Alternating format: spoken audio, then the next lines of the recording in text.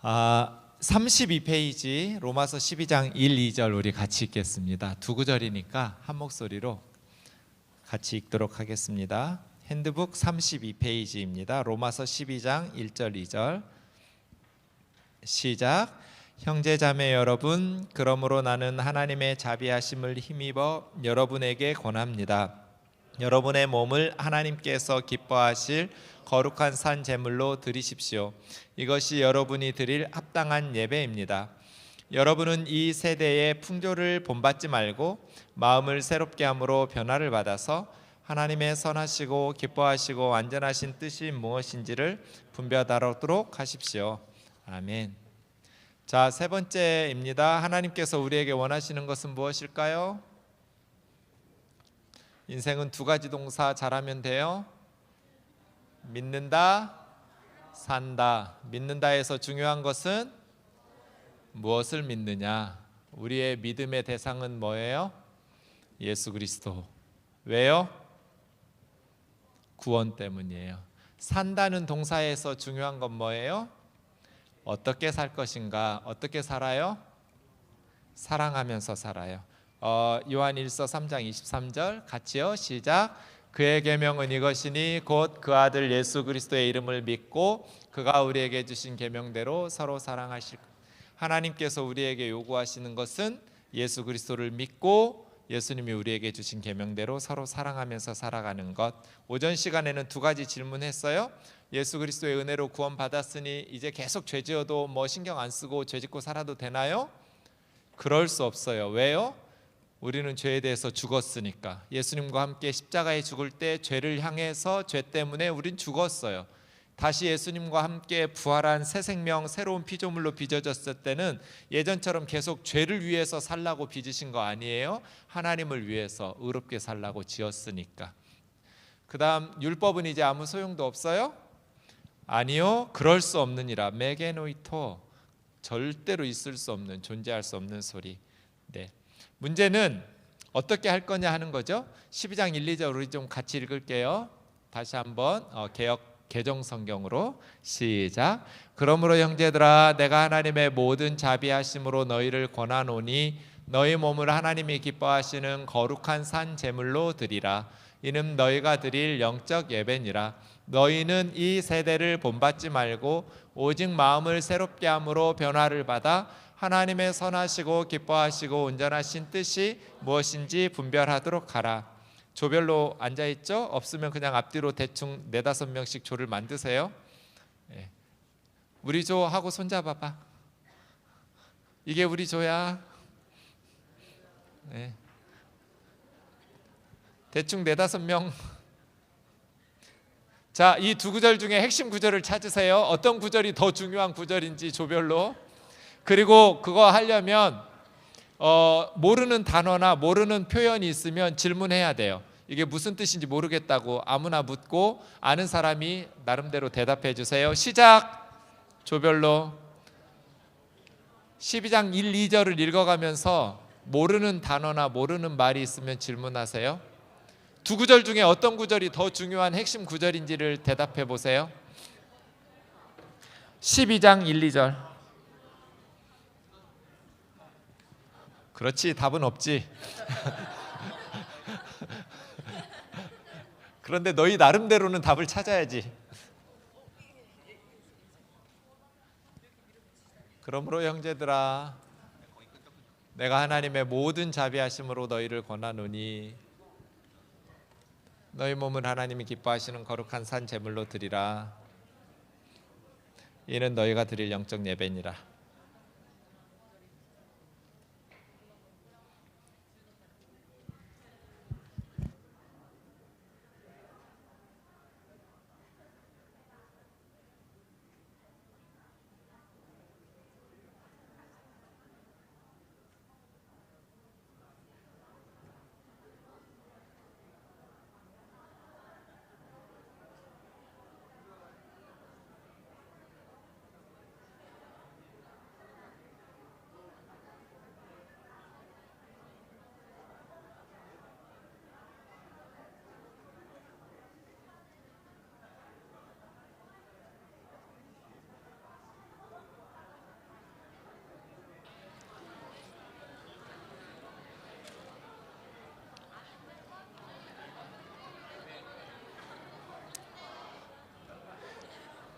어떤 구절이 더 중요한 구절이를 파악하려면 모르는 무슨 뜻인지 해석을 먼저 해야 돼요. 모르는 단어들을, 모르는 문장들을 해석할 수 있어야 돼요.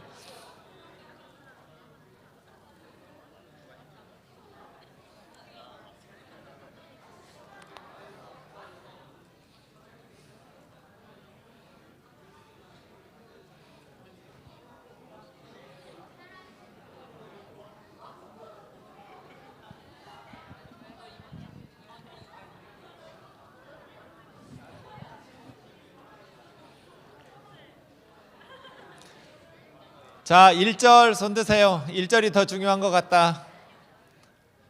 자, 내리고 2절이 더 중요한 것 같다. 반반이야. 왜 1절이 더 중요한 것 같아요?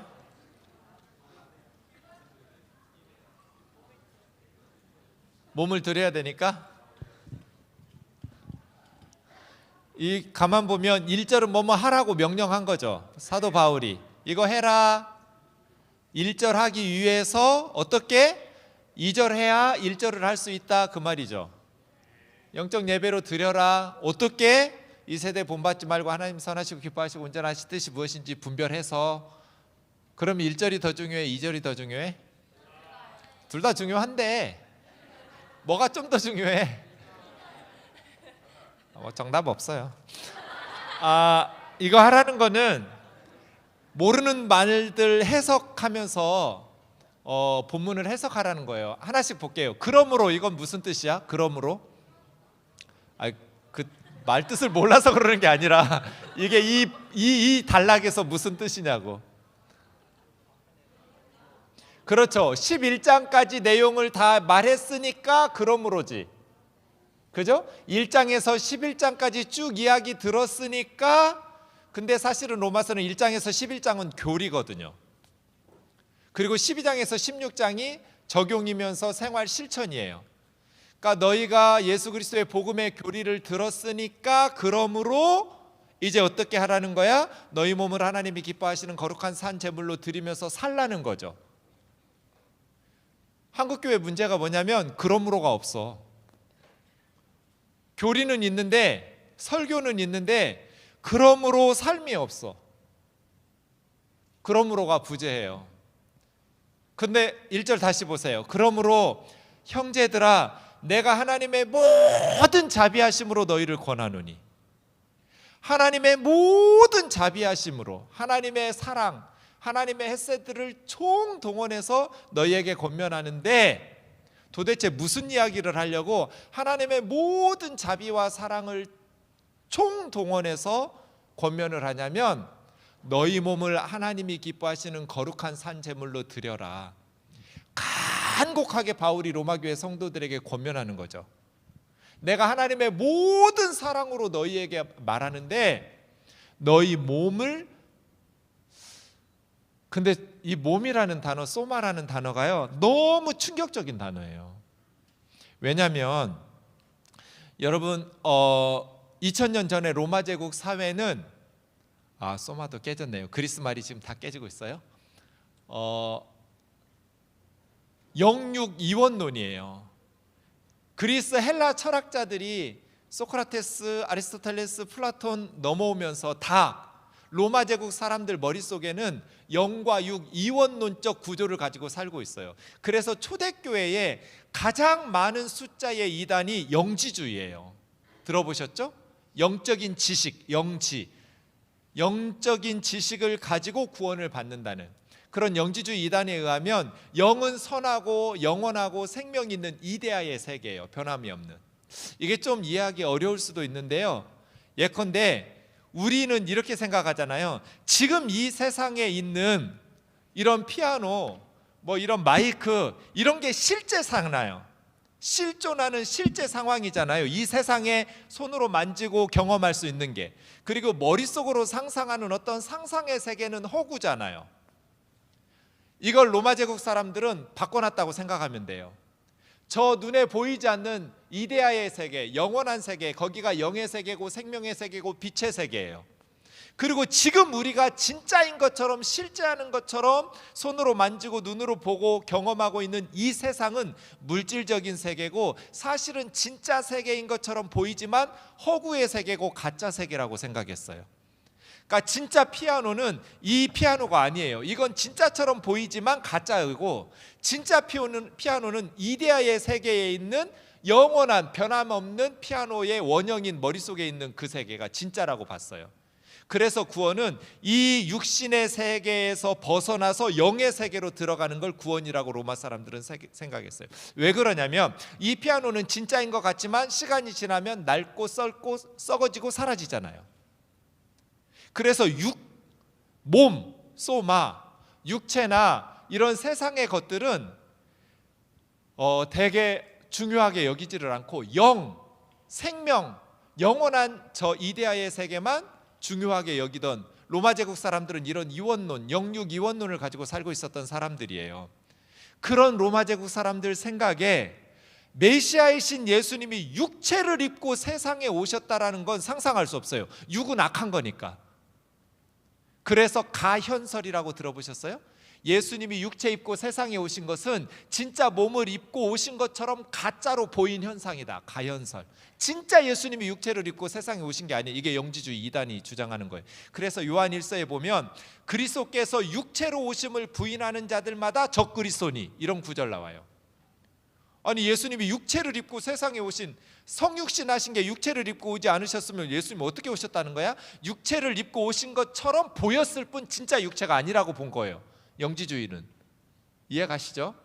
육은 악한 거니까, 죄의 세계고 사망의 세계고 멸망의 세계니까, 영과 이데아의 세계만 영원한 것이니까. 무슨 말인지 아시겠어요? 그렇게 보면, 영육 이원론에 빠지면 사도행전 15장에 보면 사도 바울의 선교팀이 사도행전 16장에 보면 그리스 아테네에 가서 아레오바고에서 설교할 때 두 개의 철학 학파가 나와요. 에피쿠로스 학파와 스토아 학파. 이런 식이에요. 이게 로마 제국의 두 유명한, 근데 뿌리는 똑같아요. 영육 이원론이에요. 에피쿠로스 학파를 쾌락주의라고 그래요. 육은 중요하지 않잖아요. 로마 사상에서 영만 중요하니까. 그러니까 육체로 짓는 쾌락주의, 육체로 짓는 죄는 죄로 여기지 않는 거예요. 별로 중요하지 않으니까. 그러면 에피쿠로스 학파가 돼요. 반대로 영육 이원론이 금욕주의, 이게 스토아 학파예요. 육은 악하니까 가능하면 육체를 움직이지 않는 거야. 금욕주의.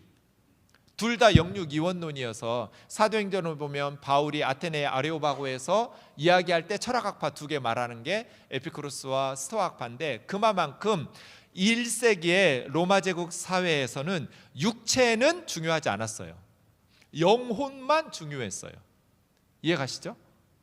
그런데 여기 12장 1절을 보면 너희 몸을, 이게 육체잖아요. 소마 에스틴 세마라고 해서 유명한 그 속담인데요. 육체는 영혼의 무덤이다.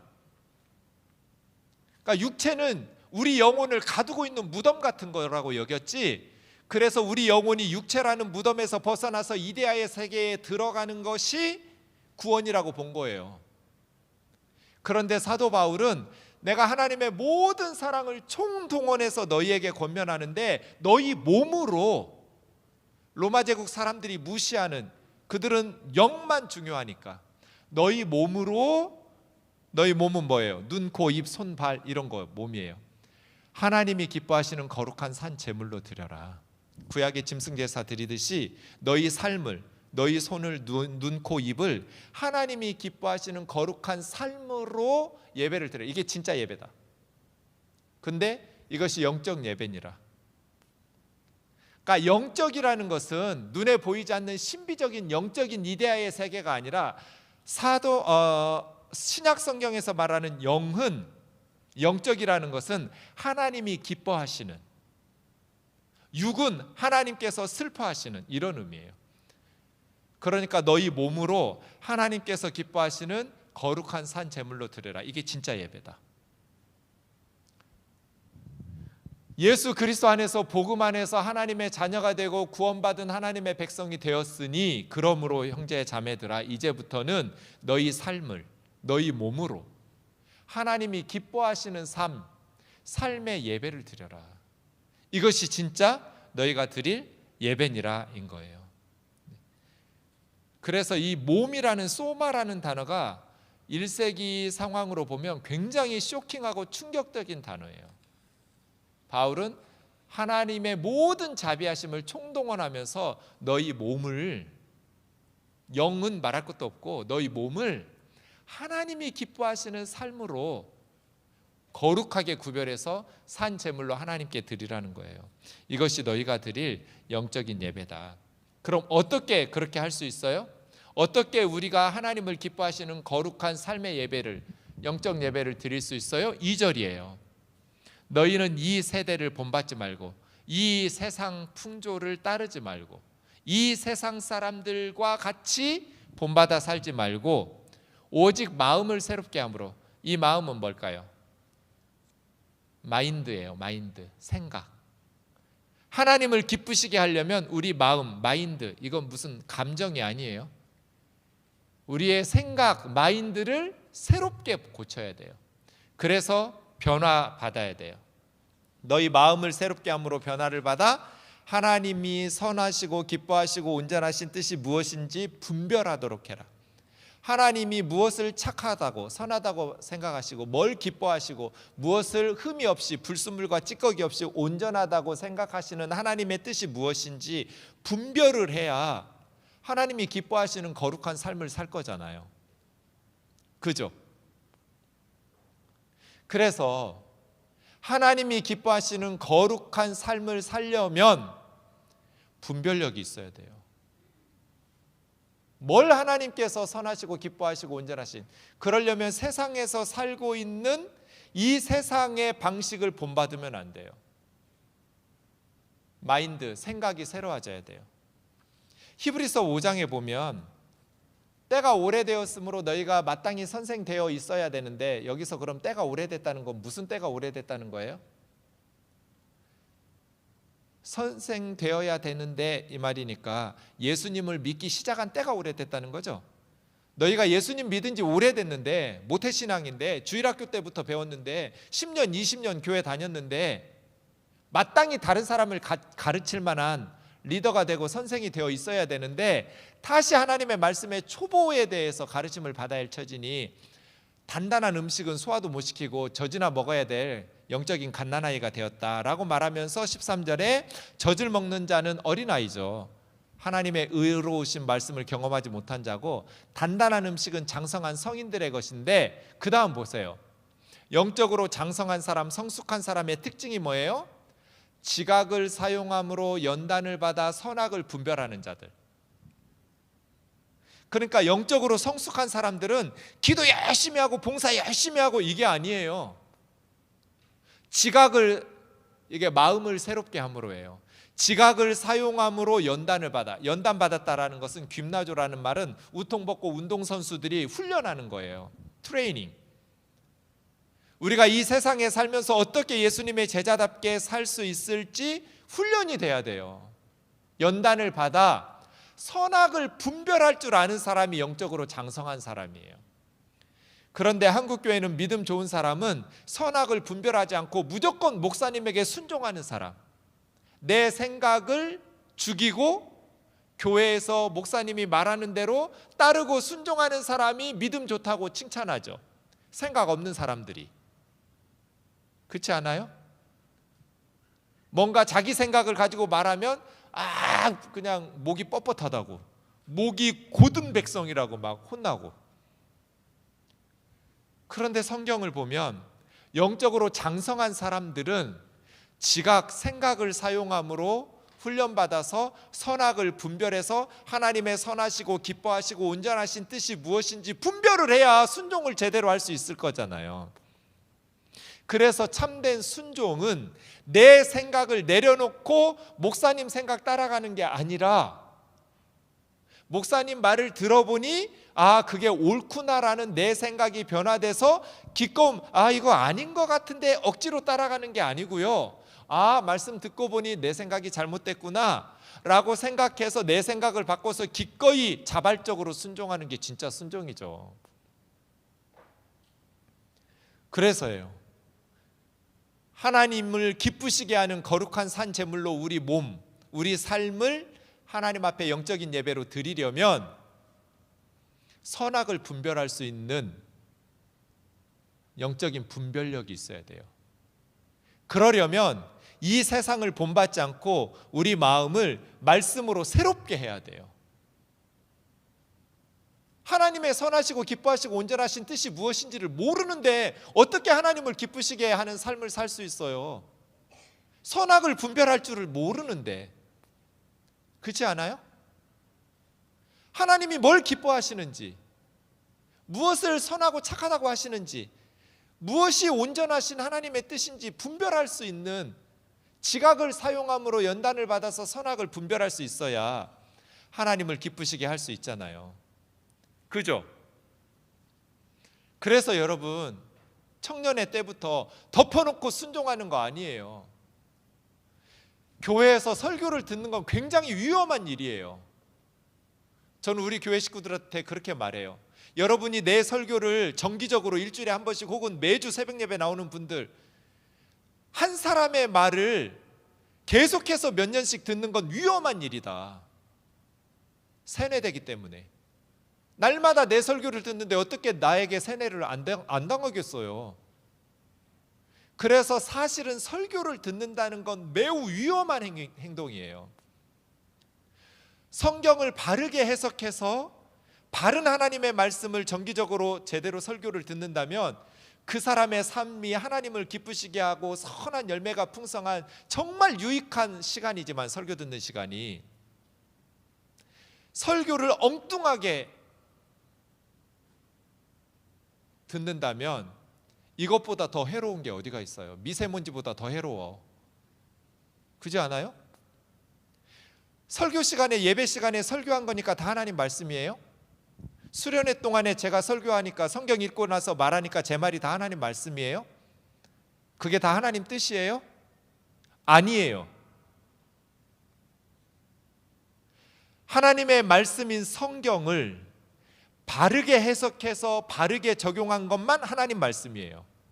맞죠? 하나님의 말씀인 성경을 바르게 해석해서 바르게 적용하는 말만 하나님 말씀이에요. 그게 하나님 뜻이에요. 성경을 잘못 해석해서 잘못 적용하면 그건 하나님의 뜻이 아니잖아요. 예배 시간에 목사님이 말했으니까 다 하나님 말씀이고 하나님 뜻이 아니잖아요. 설교가 다 하나님 뜻이 아니라고요. 하나님의 말씀인 성경을 바르게 해석해서 바르게 적용하는 설교만 하나님의 뜻이에요. 근데 목사님 말이 바른 성경 해석인지 바른 적용인지 아닌지 어떻게 분별해요? 여러분이 선악을 분별하는 힘을 길러야죠. 지각을 사용함으로 연단을 받아서 선악을 분별할 수 있는 실력이 있어야죠. 그렇지 않아요? 처음에 교회 나오고 예수님 믿을 때는 갓난아이처럼 젖만 먹어요. 어리니까 소화력이 없어요. 고기는 소화를 못 시켜요.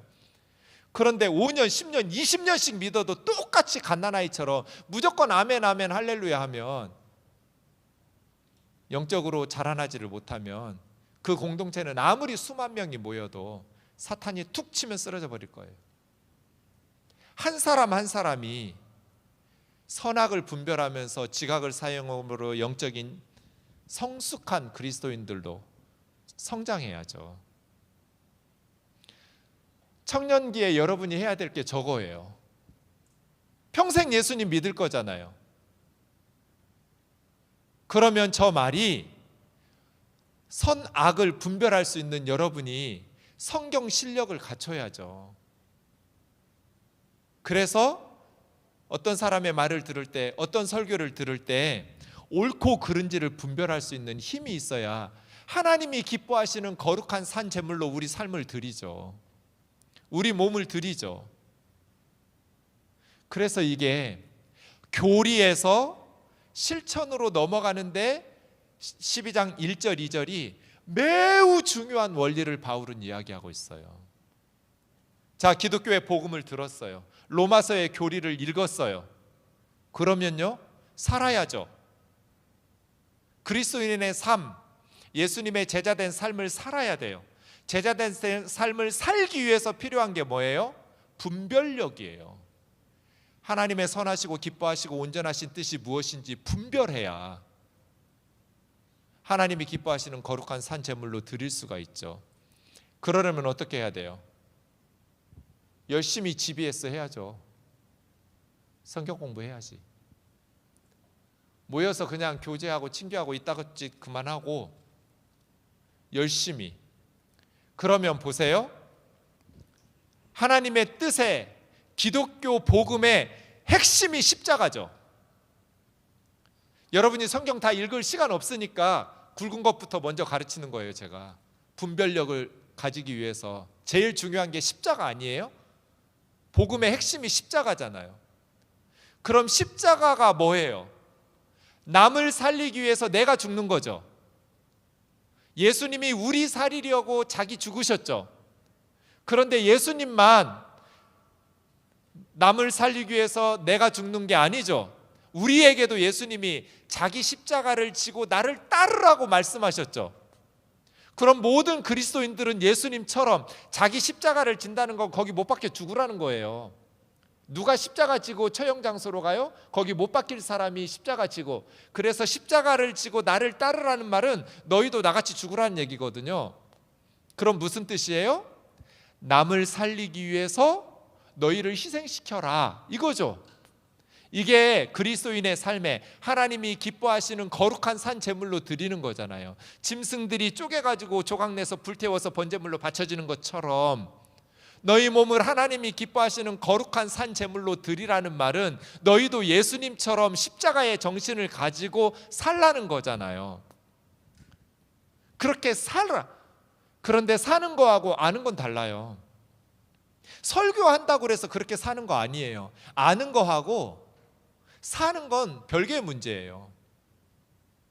근데 자꾸 착각해요. 자기가 말씀을 깨닫고 알게 되면 자기가 그렇게 영적으로 성숙하게 사는 줄로 착각한다니까요. 제가 전도사 때 그랬어요. 신학교 가서 막 엄청난 걸 배우니까 내가 마치 영적으로 장성한 자인 것처럼 착각하고 있더라고요. 아는 것하고 사는 건 다른 문제예요. 우리 집사님한테 들었는데요.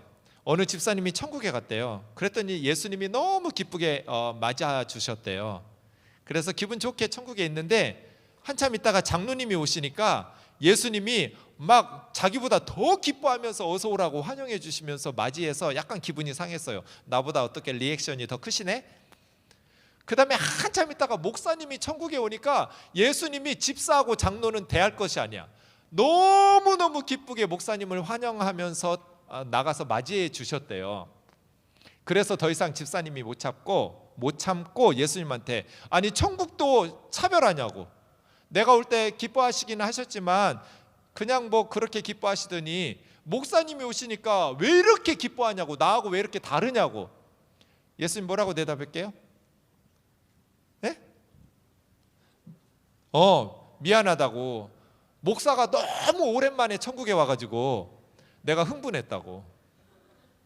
우리 집사님이 그냥 뭐 교회 승합차 스타렉스 타고 지방에 내려가다가 이 본고 안에서 하신 얘기예요. 농담이에요. 다 빵 터지고 웃었어요. 근데 저 혼자 못 웃었어요. 내가 목사니까. 왜냐하면 그게 팩트일 것 같아서. 천국에서 진짜 그럴 것 같은 거예요. 내가 마음이 너무 아픈 거야. 제 목사잖아요. 십자가를 설교해요. 알아요. 가르쳐요.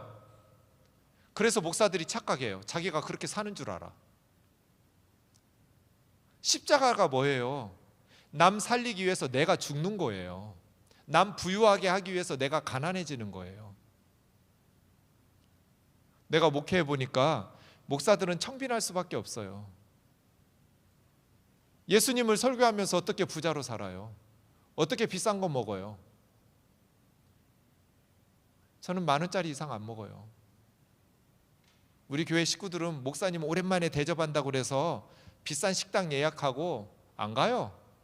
그래서 힘들어야 돼요. 목사님하고 밥 먹으려면 10,000원짜리 이하 식당을 찾아야 되니까. 10,000원도 비싸요. 왜? 5년 전에 유니세프에서 발표했어요. 지금 먹을 것이 없어서 굶어 죽는 애들이 평균 3초에 한 명씩이에요. 아파서 병들어서 죽는 거 아니고요, 전쟁으로 죽는 애들 빼고 먹을 게 없어서 굶어 죽는 애들이 평균 3초에 한 명씩. 근데 어떻게 목사가 비싼 거 먹어요? 어떻게 십자가를 믿는 사람들이 명품을 찾아다녀요? 하나님의 형상들이 죽어가고 있는데.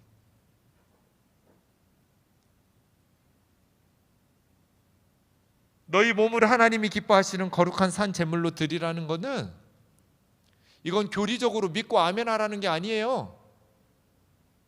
살라는 거예요. 그렇게 살아라. 2만 원짜리 먹고 싶을 때 1만 원짜리 먹고, 1만 원짜리 먹고 싶을 때 5천 원짜리 먹고. 기도한다고 애들이 안 굶어 죽어요? 돈을 보내줘야 안 굶어 죽어요. 먹을 걸 줘야 안 굶어 죽어요. 기독교 신앙은 가장 현실적이에요. 현실에 뿌리를 내려지, 그냥 교회에 모여가지고 무슨 교리를 이야기하고 찬양하고 이러면 하나님께 영광이 돌려지고 죽어가는 영혼이 살아나요? 아니요. 너희 몸을 하나님이 기뻐하시는 거룩한 산 제물로 드리라. 이것이 너희가 드릴 영적인 예배다. 그게 신앙생활이다. 이게 예수의 제자된 삶이고, 어떻게 살아? 사랑하면서 산다. 사랑은 말로 하는 게 아니에요. 몸으로 하는 거지. 너희 몸을 하나님이 기뻐하시는 거룩한 산 제물로 드리라. 지금은 저희가 예배당이 짓지도 않은 예배당이 생겼는데요, 예전에 임대하면서 예배당에 있을 때 우리 건물주, 교회를 빌려준 건물주 아저씨는 크리스찬이 아니에요. 교회 안 종교가 없어요. 그래서 담임 목사인 저를 만나면 항상 인사를, 저희가 그 건물에 10년 정도 있었는데, 10년 넘게 있었는데, 건물주 사장님이 저 만나면 뭐라고 인사하냐면, 목사님 요즘 사업 잘 되세요? 이렇게 인사해요. 내가 사장인 줄 알아, 담임 목사니까. 목사님 요즘 사업 잘 되세요? 근데 예수님도 안 믿는 사장님한테 목회는 사업하는 거 아니라고 설명하기도 애매하고, 그래서 제가 항상 덕분에 잘 돼요 이렇게 말해요.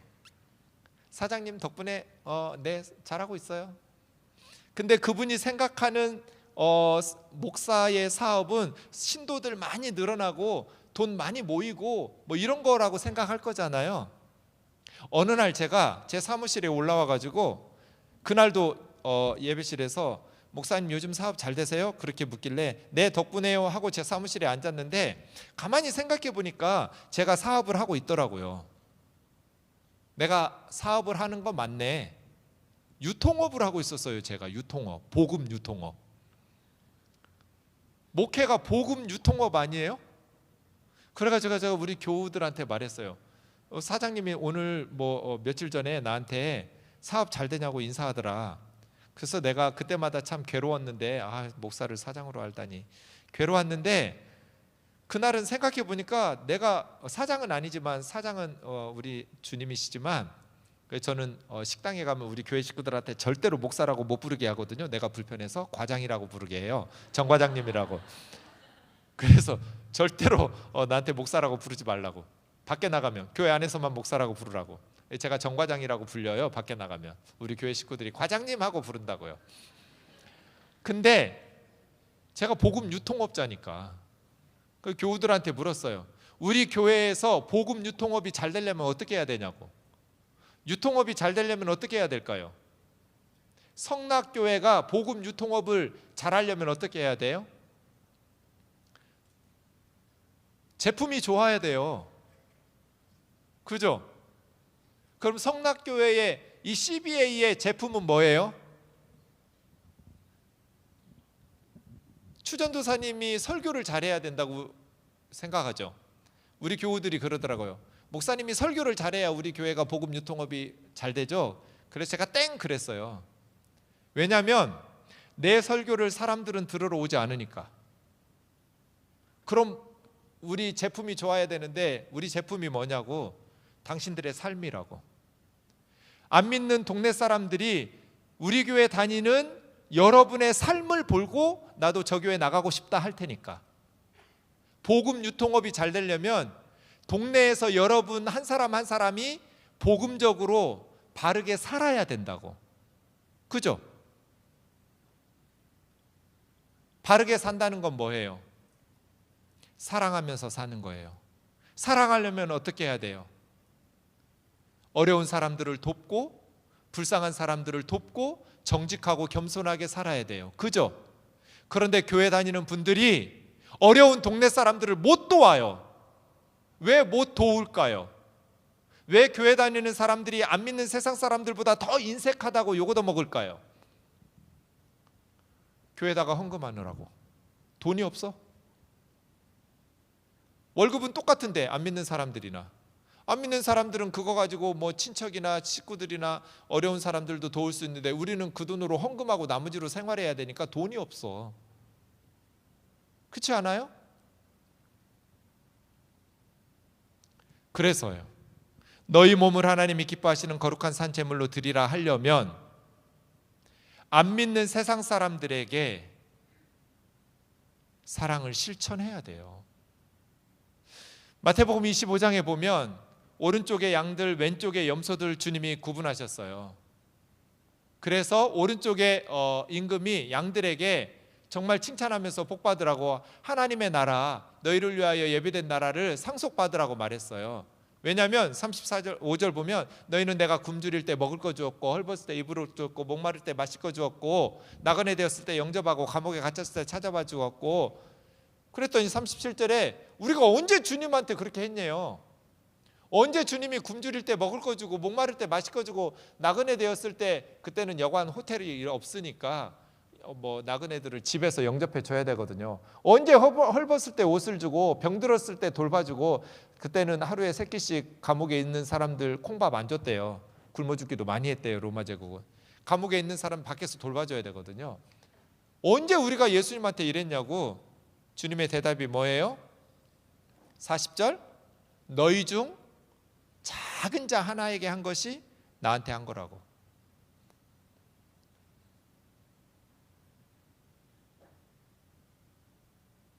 믿음이 좋아질수록 예수님을 위해서 남은 인생을 살고 싶어져요. 정답. 그런데 구체적으로 예수님을 위해서 할 수 있는 게 하나도 없어요. 예수님한테 뭘 어떻게 할래요? 뭐 옷을 사드릴래요? 뭐 짜장면을 사드릴래요? 주님을 위해서 살고 싶은데 구체적으로 주님을 위해서 할 수 있는 게 하나도 없어. 이때 잘해야 돼요. 그러면 주님을 위해서 살고 싶은 그리스도인들이 주님에게 짜장면도 못 사드리고 옷도 못 사드리고, 그럼 어떻게 해야 돼요?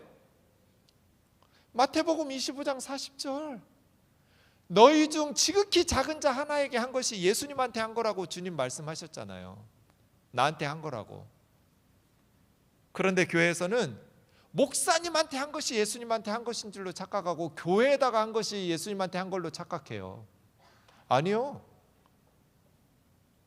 목사에게 한 건 주님한테 한 게 아니에요. 특히 이렇게 큰 교회 목사에게 한 거는 주님한테 한 거 아니에요. 돈 겁나 많이 받아요. 너희 중 지극히 작은 자에게 한 것. 저희 교회 여전도회가 처음 생겼을 때 회장 권사님이, 제가 봄 생일이었거든요. 목사님 금요일 생신이죠? 어떻게 하셨어요? 다 알죠. 여전도 회원들한테 10,000원씩 걷었어요.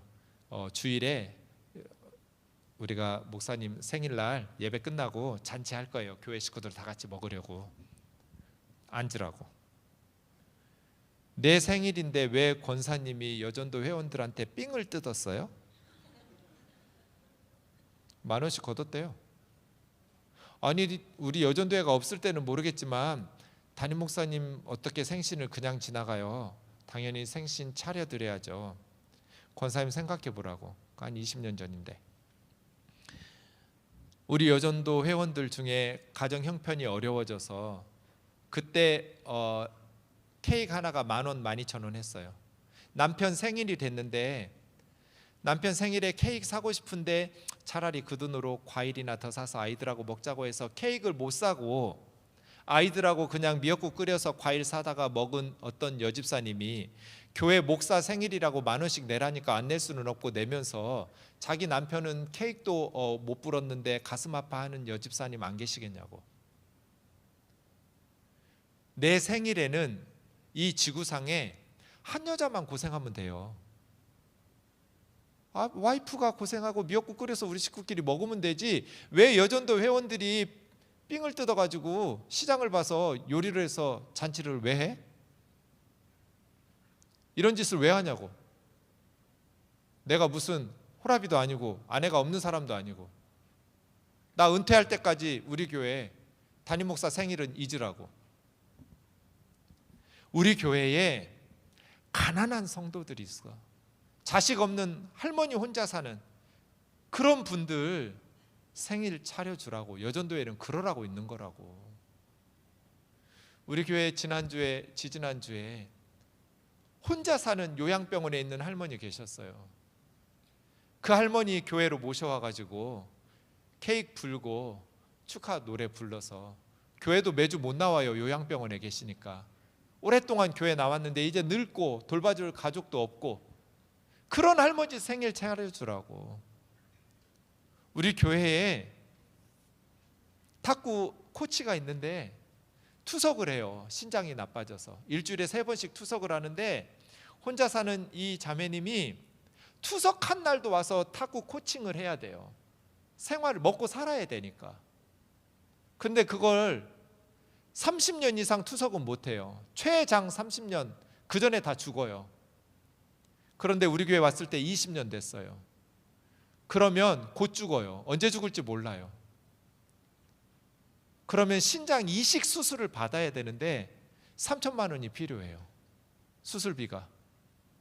지금 투석 받고 온 날도 탁구를 가르쳐야 먹고 살 수 있는 이 가난한 여인이 3천만 원이 어디가 있어, 수술비가.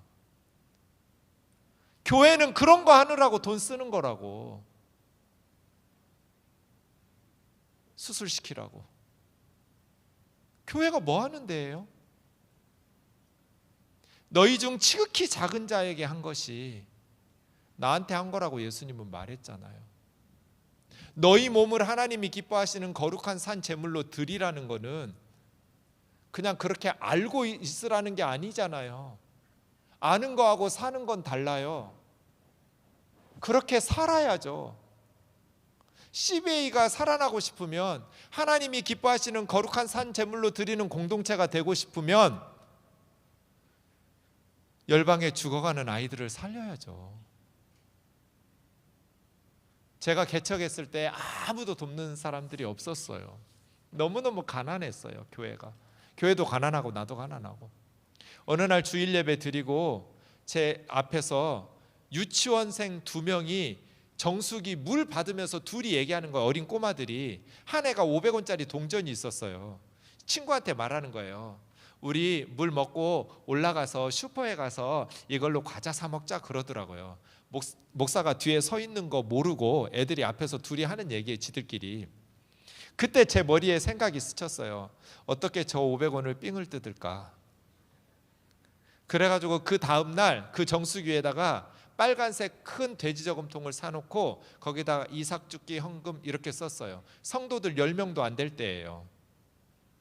이삭죽기 헌금 써놓고 앞으로 교회 와서 주머니를 넣는데 동전이 보이면 거기다가 집어넣으라고. 그거 모아가지고 굶주리는 아이들 도울 거라고. 그게 이삭죽기 헌금이었어요. 한 달 지나니까 3만 몇천 원이 있더라고요. 그래서 그때 월드비전에서 한 아이를 돕는데 3만 원이었어요, 매월. 그 아이 이름은 제가 잊어버리지도 않아요. 몽골애였고요. 아마르 바이나 우라는 남자 어린애였어요. 그 아이를 돕기 시작했어요. 개척 처음 할 때. 그 이삭줍기 헌금 했는데 지금 우리 교회에서 돕는 아이들이 수백 명이에요. 그때 이삭줍기 헌금으로 한 아이를 돕지 않고, 우리 교회도 힘든데 뭐 나도 먹기 살고 힘든데 나중에 교회 좀 성장하고 나면 굶주리는 아이들 도와야지라고 했다면 지금도 못 도울 거예요. 교회는 돈 쓸 일이 항상 있으니까.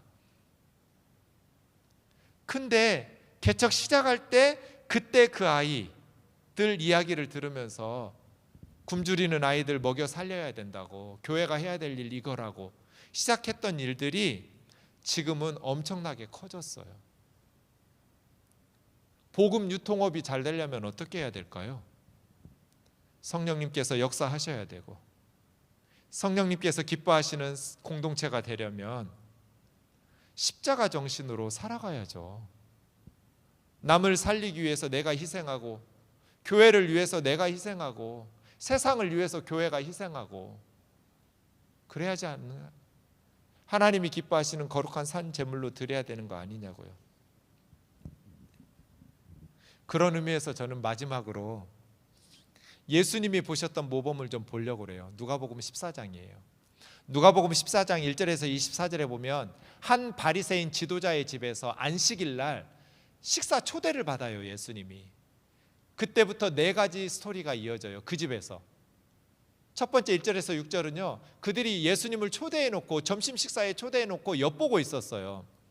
바로 예수님 앞에 수종병 든 한 사람을 앉혀놓고, 참 믿음도 좋아요. 예수는 안식일에 병자 고칠 거야, 고치면 고발하려고. 그죠? 와, 진짜 양아치들이야. 수종병이라는 건 휘드로피코스인데요, 휘드로라는 말이 물이라는 뜻이에요, 그리스 말로. 그러니까 수종병은 물 때문에 생긴, 뭐 간이 안 좋거나 신장이 안 차서 퉁퉁 부어, 한눈에 봐도 딱 병자인 것이 보이는. 그러니까 이 바리새인들은 무슨 생각한 거예요? 예수는 안식일이지만 저 병자를 고칠 거라는 믿음이 있었어요. 여러분, 세상에서 제일 나쁜 놈들이 유괴범이에요. 부모는 자식을 사랑하니까 우리가 돈을 요구하면 경찰에 신고 안 하고 줄 거야. 부모의 사랑을 미끼 삼아서 지 돈 벌겠다고 하는 거죠. 그죠? 예수님이 지금 돈 벌려고 병자 고치는 거 아니잖아요. 예수님의 불쌍한 사람들의 사랑을 미끼 삼아서 지금 고발하겠다는 거예요? 바리새인 지도자들이? 말씀을 줄줄줄줄 외우고 다니는 애들이? 일주일에 월요일, 목요일 이틀씩 금식하는 애들이? 금식을 하면 뭐해? 성경 줄줄줄줄 외우고 다니면 뭐하냐고요? 저렇게 악한데. 이럴 때는 예수님 어떻게 식사하는 게 정답이에요? 모른 척하고 그냥 밥 먹는 게 정답이에요. 뻔히 보이잖아요. 엿보고 있잖아요. 안식일은 정확히 말하면 금요일 해 떨어지면서 시작해서 토요일 해 지면 끝나요. 아마 이거 토요일 점심 식사일 거예요. 그러면 식사 끝나고 시간 좀 지나면 안식일 끝나요. 그때 고쳐주면 되잖아요. 모른 척하고 그냥 식사하시다가 몇 시간 지나서 그 사람 고쳐주시면 되잖아요. 안식일 끝났으니까. 근데 예수님 그렇게 안 하죠. 4절 뭐라 그래요, 주님은? 그 사람을 데려다 놓고 물어요. 고쳐보내면서 3절에 질문해요. 안식일에 병자 고치는 것이 옳으냐, 고치지 않는 게 옳으냐? 그 사람들이 잠잠해요. 대답을 안 해요. 예수님이 물어봤는데 대답을 않고 씹어, 이것들이. 저 같으면 안 고쳐줘. 아니면 그냥 고쳐주더라도 밥 먹으면서 딴 데 쳐다보면서 살짝 고쳐주시든지. 뭘 이렇게 대놓고 드러내놓고 안식일에 병자 고쳐. 그렇지 않아도 안식일에 일한다고 지금 난리가 났는데. 아들이나 소가 우물에 빠졌으면 안식일에도 끌어내지 않겠냐? 대답을 못했어요. 이게 첫 번째. 예수님처럼 살아라고. 예수님 어떻게 살았는데요? 우리도 예수님 제자답게 예수님처럼 살려면 그냥 만만하게 이용해 먹기 좋은 한 사람이잖아요. 수종병 든 사람, 바리새인들이 이용해 먹어도 되는 사람. 그 한 사람을 위해서 예수님 지금 목숨 걸고 있잖아요. 예수님이 못된 짓을 안 하니까 예수님을 고발할 게 없었어요. 그런데 안식일에 병자 고치는 것 때문에 예수님은 가짜라고 말하면서 무슨 하나님의 아들이 메시아가 십계명도 어기냐, 이런 식으로 몰아붙이고 있는 상황인데 예수님은 알면서도 밟아요. 덫인 줄 알면서도 밟아. 왜? 그 사람 때문에. 예수님은 내가 위험해지니까 몇 시간만 더 고생해라, 몇 시간만 더 아파라, 이게 안 되는 분이에요. 우리가 예수의 제자라면 한 사람, 세상이 무시하는 한 사람을 위해서 목숨을 걸어야 돼요. 너희 몸을 하나님이 기뻐하시는 거룩한 산 제물로 드리라는 건 이런 거예요. 세상에서 무시당하는 한 사람을 위해서 내 모든 것을 걸 수 있는가? 덫인 줄 알면서. 바리새인 지도자들이에요. 무시할 수 있는 사람들 아니에요. 권력 가진 사람이에요. 드러내놓고 저렇게. 왜냐하면 그 한 사람이 무시당하면 안 되니까. CBA가 그런 공동체예요. 세상에서 무시당하는 한 사람을 위해서 내 모든 것을 희생할 수 있는 그런 예수님과 같은 강심장이 있냔 말이에요. 이 진짜 강심장 아니에요, 우리 주님은? 대놓고 맞서 싸우잖아요. 요즘은 세상이 얄팍해지니까 그리스도인들도 얄팍해져서 자기 살궁리만 해. 예수님의 제자라면서. 저는 이 장면 볼 때마다 나 어떻게 살아야지?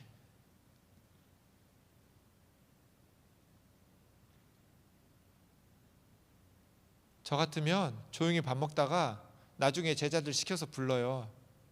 야, 그 사람 데려와 고쳐주자. 그렇게 안 해요, 주님. 두 번째, 7절부터 보시면 청함을 받은 사람들이 높은 자리를 택함을 보시고, 여러분 이스라엘 사회는, 당시 로마 사회는 앉은 자리 보면 그 순위를 먹일 수 있어요. 세 사람씩 앉아요, 테이블 하나에. 딱 앞에 테이블에 주인공이 가운데 앉고요, 이 왼쪽에 사람이 가장 높은 사람이에요. 가운데 테이블 왼쪽 사람. 그 다음에 오른쪽 사람이 두 번째로 높은 사람이에요. 디귿자 형태로 테이블이 쫙 배열돼요. 여기서 1등, 2등, 그리고 왼쪽 테이블의 세 사람 중에 제일 앞에 있는 사람이 3, 4, 5등, 오른쪽 테이블 맨 앞에 있는 사람이 6, 7, 8등, 왼쪽에 두 번째 테이블 9, 10, 11등. 이런 식으로 앉은 자리를 보면 다 랭킹이 먹여져 있어요, 문화적으로. 그런데 그 바리새인 지도자 집에 초대받은 사람들이 서로 상좌를 앉으려고, 상석을 앉으려고 이렇게 티격태격하고 있는 거예요. 그러면 어떻게 해야 돼요? 예수님은 제자들한테 모른 척하고 나중에 그 집에서 나오면서 제자들한테 너희들 아까 봤냐? 바리새인 집에서 서로 높은 자리에 앉으려고 티격태격하는 거? 너희는 절대로 어디 가서 그런 짓 하지 마라. 이렇게 해야 맞아요. 근데 예수님은 지금 대놓고 쏘고 있어요. 그 자리에서 높은 자리에 앉으려고 서로 티격태격하고 있는데, 내가 누구에게나 혼인잔치든지 초대받았을 때 높은 자리에 앉지 마라, 얘들처럼 하지 말란 거예요. 강심장이에요. 제가 예수님 옆에 있었으면 진짜 뜯어 말리기고 싶었을 거예요. 제발 좀 상석에 앉지 마라. 그렇지 않으면 이렇게 눈치껏 보다가 약간 욕심내서 높은 자리를 딱 앉았는데, 나중에 자기보다 더 높은 사람이 왔을 때 주인이 이 높은 사람한테 자리 좀 내주라고 하면 그 사람이 자리 일어나서 그 뒤로 다 일어나서 한 줄씩 옆으로 가겠어요? 아니죠. 맨 뒷자리로 보내겠죠, 일어난 사람은. 그럼 얼마나 부끄럽게 되겠냐는 거예요. 그러니 처음부터 어느 집에 초대받았을 때 끝자리로 가라는 거예요. 10절 말석으로 가라. 그러면 너를 초대한 사람이 아니 왜 그렇게 뒤에 앉아있냐고 이리 올라오라고. 그럴 때 모든 사람 앞에서 영광이 있지 않겠냐? 무릇 자기를 높이는 자는 낮아지고 자기를 낮추는 자는 높아질 거다. 이게 두 번째 스토리예요. 상석을 차지하려고 하지 마라. 끝자리로 가라. 말석으로 가라. 그런데 여러분, 세상이 우리가 겸손하게 말석으로 내려가면 세상 사람들이 높은 곳으로 올려줘요? 경쟁자 하나 없어졌다고 좋아할걸요? 너 그 자리 딱이다 야, 이럴 거예요. 자기가 높은 자리에 앉죠. 여기서 높은 자리로 올려준 사람은 주인이었어요. 이 비유의 주인은 하나님이에요. 하나님께서 높은 자리로 올려주신다. CBA가 잘 되려면 서로 높은 자리 올라가려고 티격태격하면 망해요. 서로 낮은 자리로, 말석으로, 끝자리로. 이게 그리스도인의 삶이에요. 쉬워요? 어려워요. 세 번째, 12절부터 이제 초대한 사람들 보니까 점심이나 저녁이나 잔치를 베풀러서 초대하려면 벗, 형제, 친척, 부한, 이웃, 이 네 부류 사람들의 공통점이 뭐예요? 너를 다시 자기 집에 초대해서 갚아버릴 수 있는 사람들, 다 거기 있는 사람들이에요. 얘들 초대하지 말라는 거예요. 가난한 사람, 몸 불편한 사람, 다리 저는 사람, 맹인들, 이 네 부류의 공통점은 뭐예요? 갚을 것이 없으므로 마음으로만 하나님 앞에 복을 빌어주는 사람들, 이 사람들 초대하라는 거예요. 그러니까 이런 부자 친구들 데려다가 먹이지 말고, 가난하고 몸 장애 가지고 있고 다리를 절거나 앞을 보지 못하는 가난한 사람들 불러서 먹여 잔치하라는 거예요. 이게 세 번째. 물론 주님이 이 부잣집에 초대받았잖아요. 언제나 가난한 사람들하고만 어울리라는 뜻은 아니에요. 그러나 여러분과 제가 예수님의 제자라면 우리의 삶의 영역에 반드시 갚을 것이 없는 사람들에게 은혜를 베풀어야 돼요. 그런 나눔의 실천이 있어야 돼요. 이게 예수님 명령이잖아요. 그냥 갚을 것이 없어서 하나님, 아무개 목사님 복 주세요 라고 기도하는, 마음으로밖에 할 수 없는 사람. 제가 양재 이동에서 목회했었는데요, 주일에 신방을 가고 있었어요. 전화가 왔어요. 아무개 목사님이시죠? 네.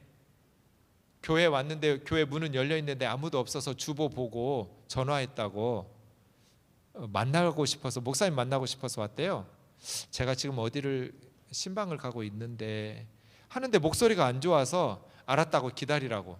그래서 우리 집사님 집에 나 좀 늦을 거라고 얘기해 놓고 차 돌려서 다시 교회로 갔어요. 그랬더니 조그만 아주머님이 혼자 앉아 있어요.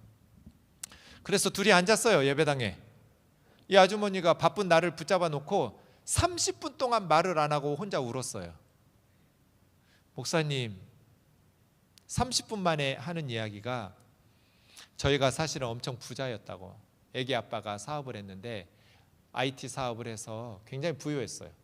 그런데 IMF 때 부도가 나가지고 애기 아빠는 감옥에 갔다고.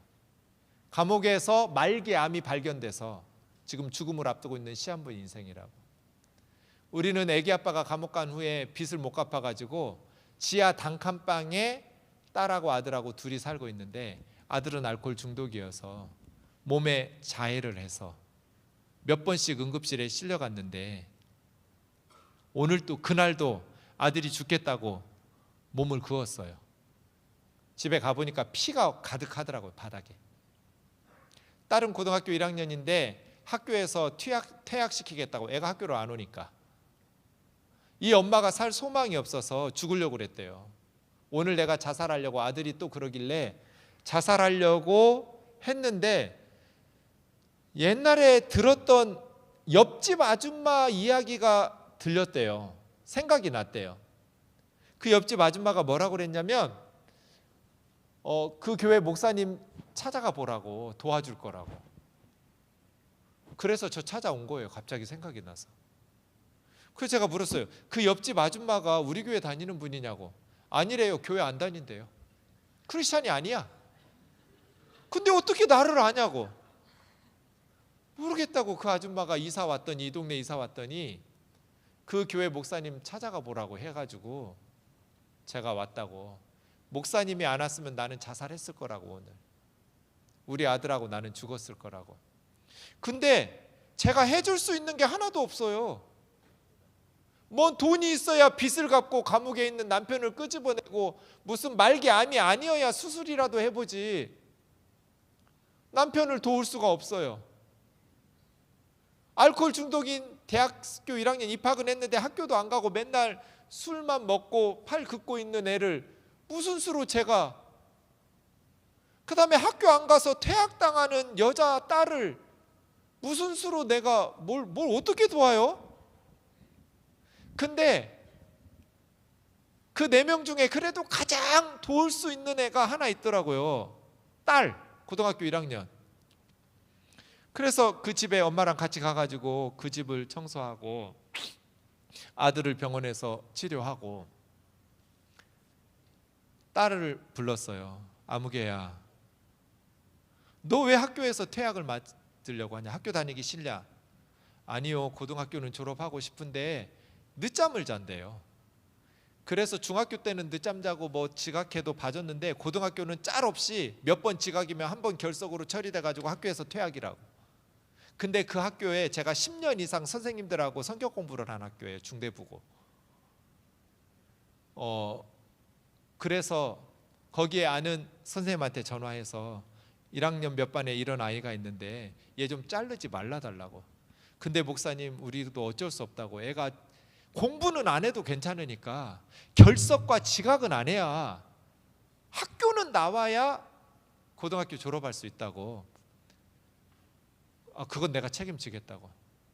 그래서 제가 그 다음 날부터 새벽 예배 끝나고 그 집 앞에 교회 봉고차 대고 대기하고 있었어요. 그래서 그 딸 아이가 나오라고. 근데 얘는 늦잠을 자고 아무리 늦어도 머리는 감아야 되고 단장은 해야 되는 애예요. 어떤 때는 1시간 기다리게 하고요, 저를. 어떤 때는 30분 기다리게 해요. 근데 제가 한 번도 화를 안 냈어요. 왜냐하면 나는 아빠가 이렇게 집이 망가져서 이렇게 고생하는 이 아이가 너무 안쓰러우니까 30분 늦으면 그 집을 위해서 30분 차 안에서 기도하고 1시간 늦으면 그 집을 위해서 1시간 기도하고 나니까 그 영혼들에 대한 긍휼의 마음들이 생기잖아요, 제 속에. 기도했으니까. 그래서 항상 그 아이가 옆에서 1시간 버스 타고 갈아타고 걸어가려면 1시간 걸리는 학교길을 제가 차로 쑥 가니까 10분 걸리는 거예요. 애가 너무 신기해하는 거예요. 1시간을 늦게 나왔는데 지각을 안 했어. 그래가지고 제가 매일 데려다 줬어요, 학교를. 아침마다. 그랬더니 얘가 몇 주 만에 말을 처음으로 묻는 말에 대답을 했어요. 맨날 단답형으로 네 아니오로만 하다가 너 뭐 하고 싶냐고 그랬더니 가수하고 싶대요. 처음으로 몇 주 만에 긴 대화가 된 날이에요. 학교 가면서 차 안에서. 그럼 너 가수하고 싶으면 너 노래는 잘하냐고. 노래는 못한대요. 야, 노래를 못하는데 어떻게 가수를 하냐. 그래도 노래 부르는 게 좋대요. 그래서 제가 음악학원에 등록시켜줬어요. 노래 좀 가르쳐 달라고. 그러니까 인생에 재밌는 게 하나 생겼어요. 거기 가서 노래 부르는 시간이 너무 행복한 시간이 생겼어요. 그래서 학교는 다녀야 된다. 고등학교는 졸업해야 된다. 너라도 정신 차려야 오빠하고 아빠는 포기하고 엄마가 너 때문이라도 살지 라고 생각하면서 이 아이가 마음을 잡았어요. 노래 부르면서. 그러면서 지금 고등학교 졸업하고 대학 가고, 그 다음에 그 아들 불렀어요. 너 술 깼을 때, 내가 처음에 니네 집에 왔을 때 목사님이 갔으면, 그 신방을 갔으면 너희 엄마 죽었다고. 그날 내가 목소리 듣고 너무 이상해서 다시 교회로 돌아와서 니네 엄마가 너 그렇게 손 그은 날 30분을 말을 못하고 내 앞에서 울다가 니네 집 이야기를 하더라고. 내가 네 집 와봤더니 너는 널브러져 있고 피가 온통 가득하고 아빠가 돌아가시면 네가 이 집의 가장인데 이렇게 속 못 차리고 살면 어떡할 거냐고. 정신 차리라고. 그랬더니 이 아이가 다시 학교를 나가기 시작했어요. 학교를 나갔는데 뭐 맘 잡는다고 한 번에 착해지나요? 술집에 가서 또 쌈박질하고 깨고 부수고 뭐 스토리가 많았어요. 그 이후에도. 그럼에도 불구하고 타이르고 다독이고 하면서 대학에 다니기 시작했어요. 그래서 그 가정이 회복됐어요. 저는 한 거 아무것도 없어요. 그냥 교회 봉고차, 교회 기름으로 어차피 새벽 예배 교회 나오는 거 끝나고 뭐예요? 그냥 출근하기 전에 그 집 앞에 차 세워놓고 애 태워서 10분 학교 왔다 갔다 하는 거, 그거 뭐 누구나 맘만 먹으면 할 수 있는 거 아니에요? 까이 거 그거 몇 년? 그것도 못해? 그냥 운전만 해주면 되는데 뭐. 근데 그 결과는 뭐예요? 주님은 절 통해서 뭐 하신 거예요? 한 가정을 살렸어요. 애들의 인생을 살렸어요. 너희 몸을, 알았습니다 아주머니, 제가 기도하겠습니다. 기도만 했으면 그 아이들이 살아나요? 기도하고 당연히 날마다 기도했어요. 너희 몸을 하나님이 기뻐하시는 거룩한 산 제물로. 그렇다고 해서 제가 뭐 가난한 사람들하고만 어울리고 그러지 않아요. 우리 교회에 부자도 있고 가난한 사람도 있어요. 주님의 명령은 뭐예요? 너희 삶에 반드시 가난한 자, 몸 불편한 자, 저는 자, 맹인, 앞을 못 보는 자들이 있어야 된다. 그들에게 베푸는 것이 있어야 된다. 제가 아까 말했죠. 전 예배당 안 지었다고. 근데 예배당이 생겼다고. 어느 교회 목사님이 예배당을 지어놨어요. 5층짜리 엄청 크게 잘 지어놨어요. 그리고 그냥 저희 교회에 줬어요.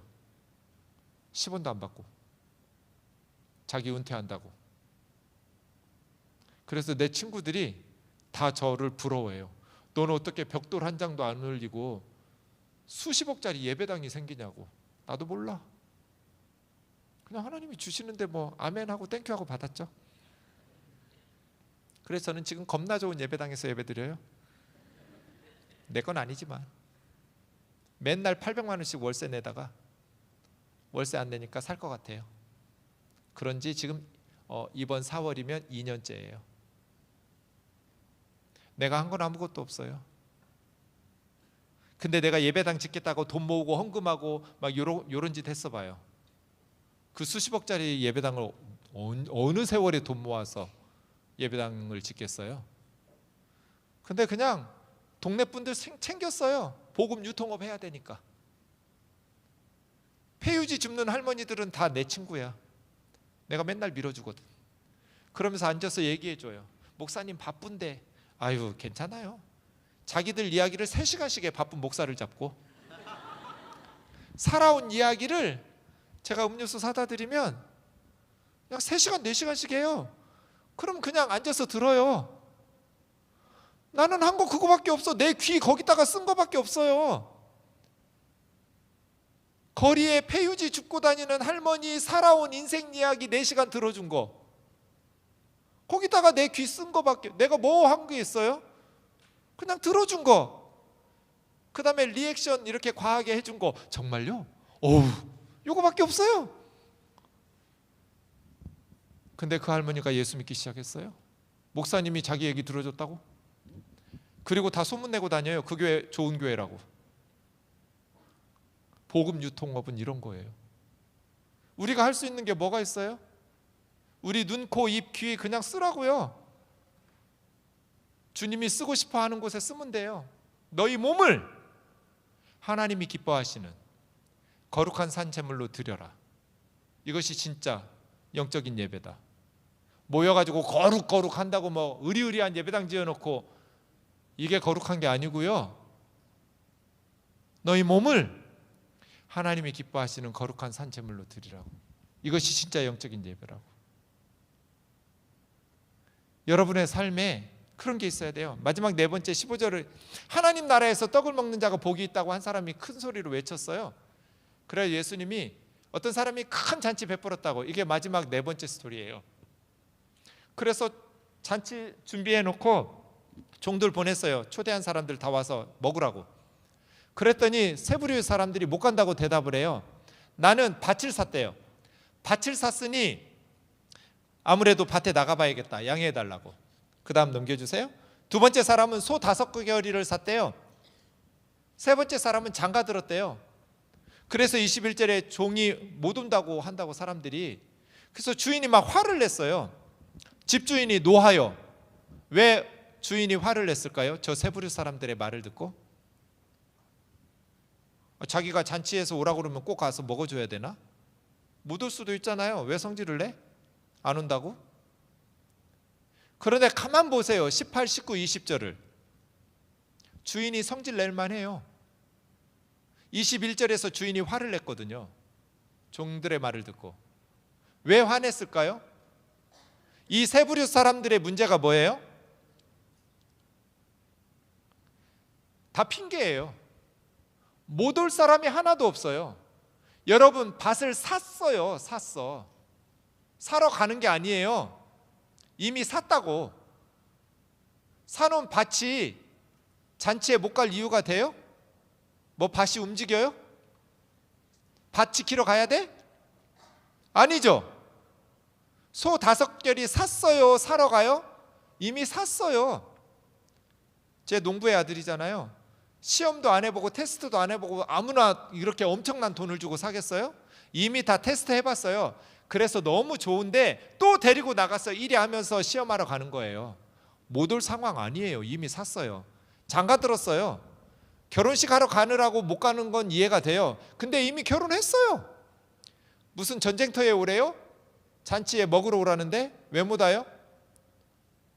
이 세 부류의 사람들이 잔치에 못 올 사람들이 하나도 없어요. 그런데 왜 안 왔을까요? 세 부류 사람들의 공통점이 있어요. 뭐예요? 뭔가를 소유했어요. 농부에게 밭을 산다는 건 엄청난 일이에요.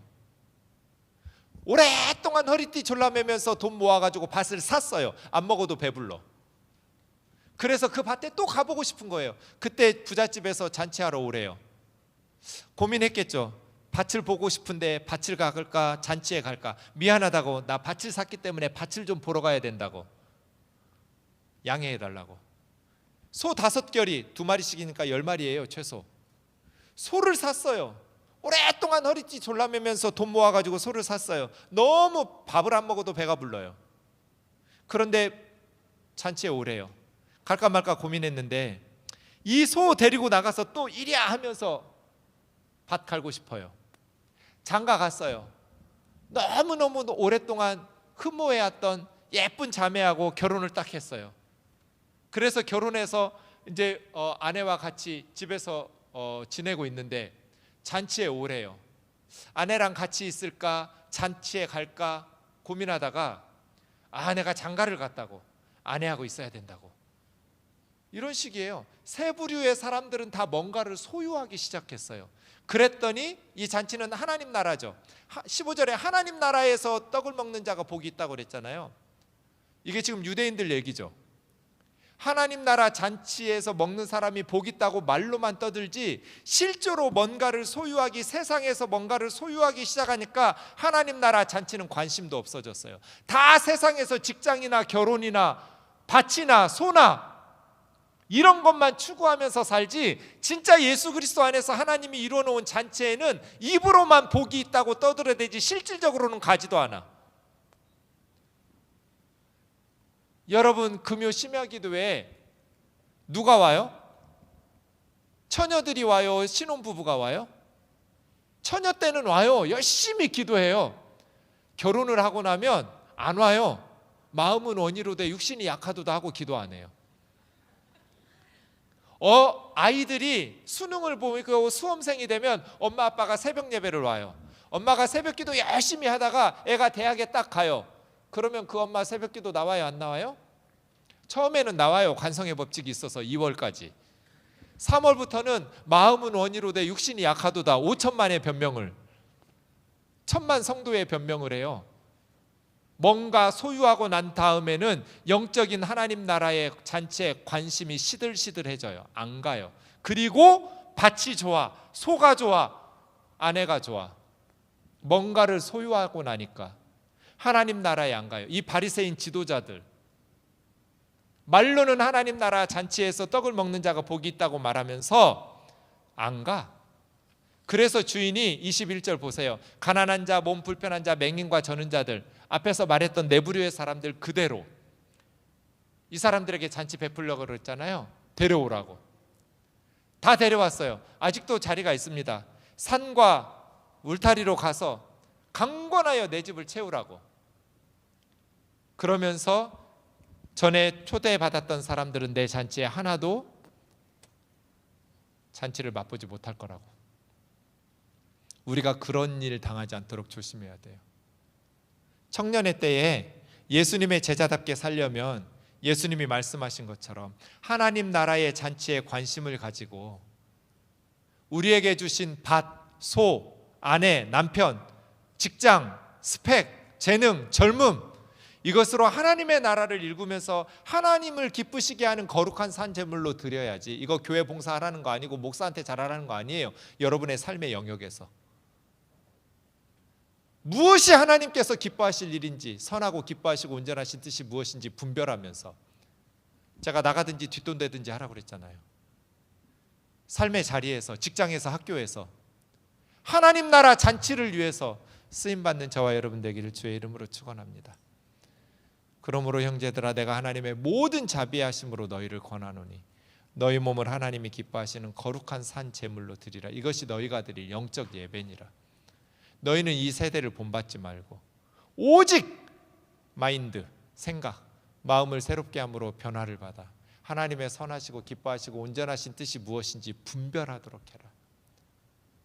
이러한 그리스도인으로 예수님의 제자로 복음에 합당하게 살아내는 저와 여러분 되기를 주의 이름으로 축원합니다. 같이 기도합시다. 말씀 붙들고 기도했으면 좋겠습니다. 주님, 한 번 사는 내 인생, 오늘 말씀과 같이 하나님이 기뻐하시는 거룩한 산 제물로 드리는 삶 살게 해달라고, 하나님이 나 쓰시는 삶 살게 해달라고, 이렇게 고생해서 공부하고 이렇게 고생해서 직장 다니는데 가볍게 보람있게 가치 있는 인생 살게 해달라고, 하나님 나라를 부요하게 하고 하나님의 나라를 확장시키는 일에 쓰임받으면서 살게 해달라고, 주님이 기뻐하시는 삶, 거룩한 산 제물로 드려지는 나의 몸이 될 수 있게 해달라고 주님 앞에 같이 기도하겠습니다.